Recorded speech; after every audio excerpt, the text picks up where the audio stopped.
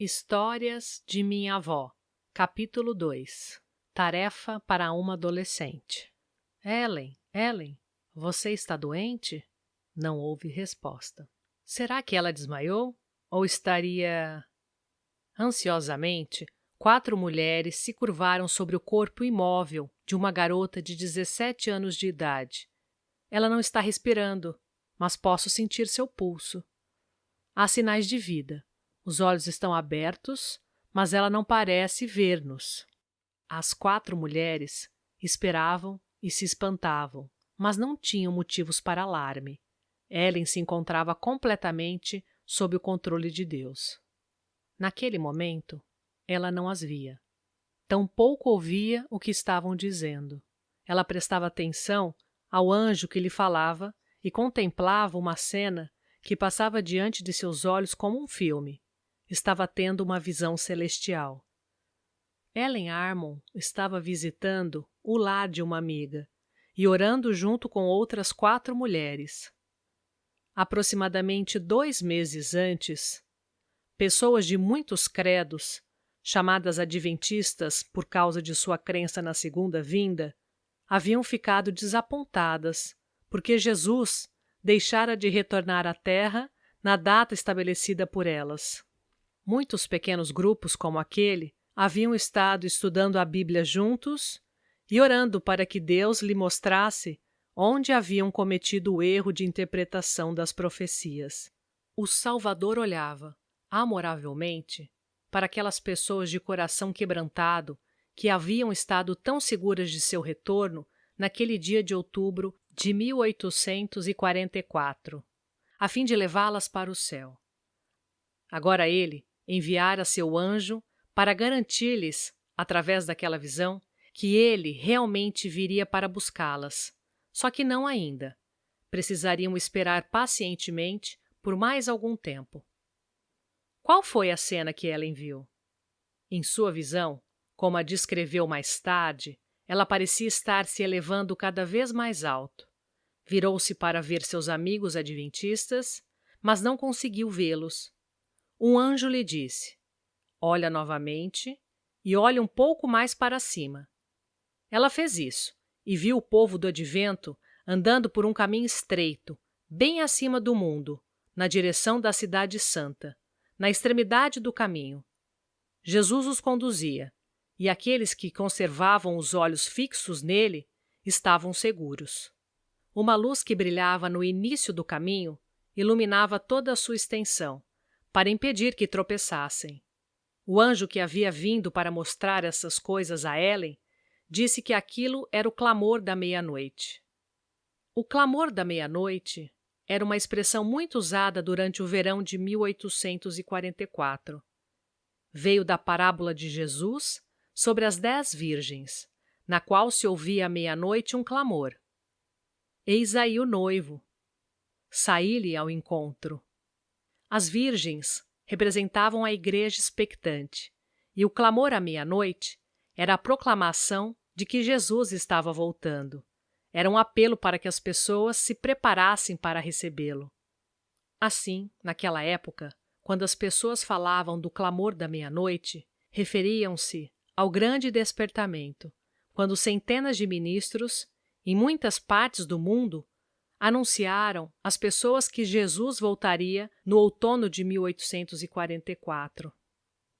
Em sua visão, Ellen viu que alguns dos viajantes se cansavam pelo caminho. Diziam que a cidade ficava longe demais e que esperavam já ter entrado nela antes. Então, Jesus erguia seu braço direito e uma luz incidia sobre o grupo de peregrinos. Alguns rejeitavam a luz, dizendo que não fora Deus quem os havia conduzido até ali.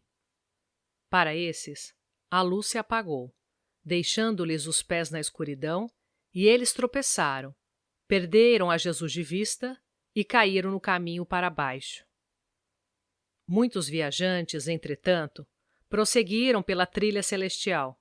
Em suas testas estava escrito Deus e Nova Jerusalém. Eles ouviram a voz de Deus anunciando o dia e a hora da volta de Jesus e viram uma pequena nuvem negra no céu. Silenciosamente, observaram enquanto a nuvem se aproximava da terra, tornando-se mais brilhante e gloriosa, até parecer como fogo. Ao seu redor havia anjos, e sobre ela um arco-íris. Os anjos cantavam a mais bela música que alguém já ouviu. E lá, sentado sobre a nuvem, estava Jesus, com muitas coroas sobre a cabeça. Na mão direita, segurava uma foice aguda, e na esquerda, uma trombeta de prata. Enquanto as pessoas contemplavam a gloriosa cena, seus rostos se tornaram pálidos. Parecia que os olhos dele, como chama de fogo, lhes perscrutavam o íntimo. Com temor, exclamavam: Quem poderá estar em pé? Estão as minhas vestes sem mancha? Os anjos pararam de cantar, e seguiu-se um momento de silêncio. Então, Jesus falou: Aqueles que têm mãos limpas e coração puro serão capazes de estar em pé. Minha graça vos basta. Diante dessas palavras, iluminou-se o rosto das pessoas que o esperavam. Os anjos cantaram novamente, enquanto a nuvem se aproximava da terra. Quando terminou a visão, Ellen contou às suas amigas o que havia visto, e elas ficaram emocionadas. Ela estava feliz, pois achou que havia cumprido seu dever. Uma semana mais tarde, entretanto, o anjo que lhe falara na visão apareceu de novo, dizendo que ela precisava contar aos outros o que havia visto. O grupo de adventistas em Portland se reunia muitas vezes na casa dela, para orar e estudar a Bíblia. O líder do grupo solicitou a Ellen que relatasse a visão na reunião seguinte, mas ela temeu que não acreditassem naquilo que lhes contaria. Ao invés de ir à reunião, ela foi de trenó à casa de uma amiga, a 6,5 quilômetros de distância. Lá, num quarto do piso superior, ela passou o dia inteiro orando para que Deus a liberasse de contar a visão. Mas se sentia infeliz, pois sabia que Jesus não estava satisfeito com ela. Mesmo enquanto orava, sentia-se sozinha e temerosa, quase abandonada por Deus. Por fim, perto do anoitecer, ela se rendeu e prometeu que daria mensagem. Quando ela chegou à reunião de oração, as pessoas já haviam ido embora.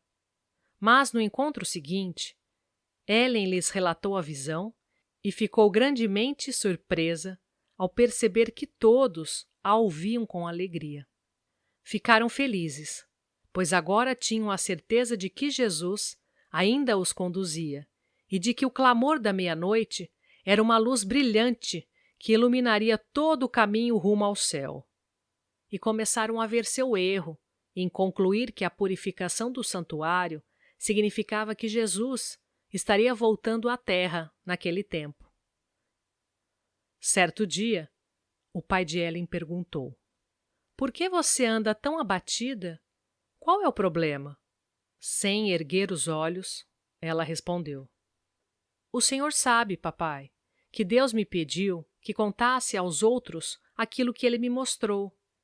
Por que escolheria ele, alguém tão débil como eu, para realizar esse trabalho tão grande? Como é que eu vou sair de casa e viajar de um lugar para outro?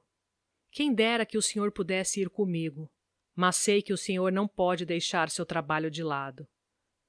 O Sr. Armon era um homem pobre e sustentava a família fazendo chapéus. Sarah pode ir com você, respondeu ele, encorajando-a. Sarah era sua irmã mais velha. Como podem duas garotas viajar de uma cidade para outra? Perguntou Ellen. Quem pagaria a nossa passagem? Quem marcaria as reuniões para nós? E se o povo se reunisse, como poderia eu captar-lhes a atenção para que me ouvissem? As pessoas somente iriam rir de mim. As dificuldades pareciam muito grandes. Com apenas 9 anos de idade, Ellen havia sido gravemente ferida num acidente. Sua cabeça fora machucada e seu nariz quebrado, dificultando muito a respiração. Por 3 semanas, ela permaneceu inconsciente e durante muitos anos ainda sofreu os efeitos daquele acidente.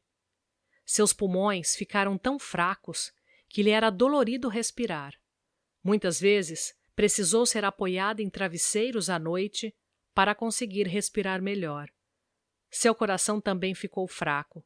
O médico da família disse que ela viveria uns 3 meses, provavelmente nem tanto.